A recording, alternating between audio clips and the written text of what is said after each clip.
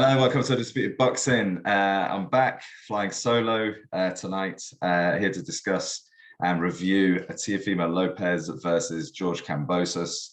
Rick is in Miami for 2 weeks, but wanted to do a quick review. It's a little bit late on Teofimo Lopez versus George Kambosos.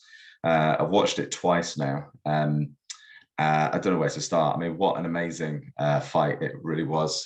And obviously, you know, straight off the bat, I think we've got to get it out there. I definitely got it wrong, as did Rick. What an amazing performance from George Kambosos. And in all the time that we've been doing this, we probably got the most stick from George Kambosos fans, saying you don't know what you're talking about. He's gonna win and all this kind of stuff. Some of it quite abusive as well, which is, you know, maybe a little bit over the top. But you know, fair play. You got to hold your hand up when you get it wrong. An amazing performance from George Kambosos.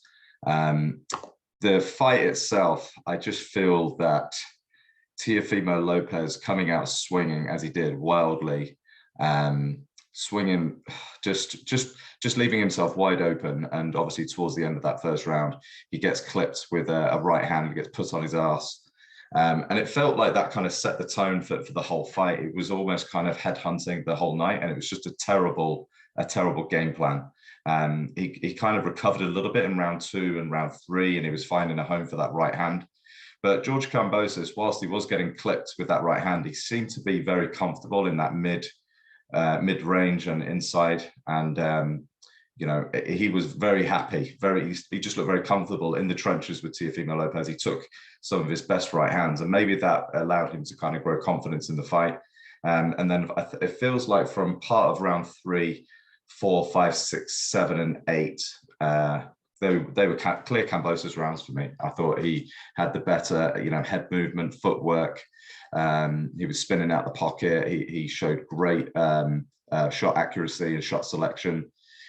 He just looked like the better boxer. It just feels that with, you know, Teofimo Lopez, I'm not making excuses for him, but if he had had a slightly better game plan and have maybe kind of boxed behind the jab a little bit, and it's almost like his ego got the better of him, and he felt that he needed to be getting him out of there and knocking him out.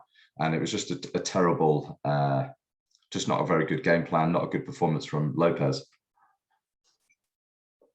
And then, of course, in round 10, Lopez finally did have some success, and he put Kambosos down. He looked pretty hurt. He kind of survived that round, but then actually came good in that last kind of 30 seconds, 45 seconds. Kambosos actually could put his foot on the gas a little bit and kept on catching Lopez. And Lopez looked gas actually from rounds 9. I think obviously he was going for the finish, but it almost kind of finished him, really. He didn't look like he had the gas tank. And in rounds 11 and 12, because at that point, I think most people had the fight a draw, or maybe Kambosos slightly ahead. But Kambosos, fair play to him, you know, he showed great stamina, and he just put his foot down in round 11 and 12 and closed the show really, really well. And you've got to say, an absolutely amazing performance, and almost, you know, a star is born in Kambosos. He's put the rest of the lightweight division, you know, on notice. And who's to say that he isn't the man at lightweight? You know, we can all pick holes in the other 3 supposed, you know, sort of 4 kings. Everybody talks about them. You know, Devin Haney didn't look so great against Jorge Linares, got caught sort of towards the end of the fight. Tank Davis was getting outboxed by Leo Santa Cruz until he knocked him out. Ryan Garcia got put on his ass by Luke Campbell. So, you know, you can pick holes in all the others. So who's to say, you know, Kambosos isn't rightly at the top of that pile? So yeah, great performance from George Kambosos. He's got the lottery ticket now.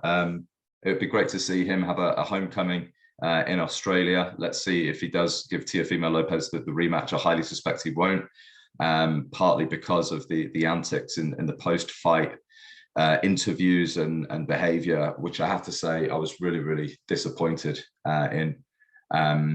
You know, you've got to kind of be, you know, humble in defeat, and he wasn't. To say that he won the fight 10 rounds to 2 is pretty, you know, pretty off. And I don't fully blame him because, you know, he's receiving instructions in the corner from Lopez Senior, who a lot of people are giving criticism for, and they seem to be blaming, you know, everybody. They're blaming, you know, Matchroom, Eddie Hearn. They're blaming DAZN, Triller. You know, seem to be blaming everybody but themselves. So I've got to say, you know, Lopez Senior is really kind of letting himself down. It does feel like he's trying to grab the limelight all the time, which I don't like. You know, he's the trainer. He's got to be in the background. He's got to help prepare his fighter. And it really feels like he didn't prepare him in the best possible way. And it's a shame because Lopez is only 24 years old. You know, he's still got, you know, people saying that he didn't have a rematch clause and now he's done. It's kind of ridiculous, really. But yeah, I'm disappointed in that, and also disappointed in a lot of the press that, you know, that has been released, you know, following that fight. I know it's not all come directly from Lopez, but it has indirectly, about him having not a very good camp, didn't make weight particularly well. Apparently he's going through a divorce. You know, everybody has, you know, nobody has the perfect camp, and everybody has stuff going on in their life. You've got to, this is your career on the line. You've got to make sure that you're prepared. So yeah, it kind of gone down in my estimation a little bit on that. But yeah, let's see what they do next, what Kambosos does next. Really excited to see, you know who he fights next, because it was a thrilling fight, as I say, and yeah, I mean, let's see who he takes on next. Teofimo Lopez, I think he's going to have to regroup. I think there is going to be maybe a step up to 140. I think that's probably where he's going to be a little bit more comfortable. He physically looked the bigger boxer. So I suspect he'll be stepping up to 140, but he has got to kind of start again from scratch. He doesn't have any bargaining chips now. He doesn't have a belt, so he has got it's a bit of a rebuilding job, I think, for Lopez. But yeah, let me know what you think in the comments section. How did you see it?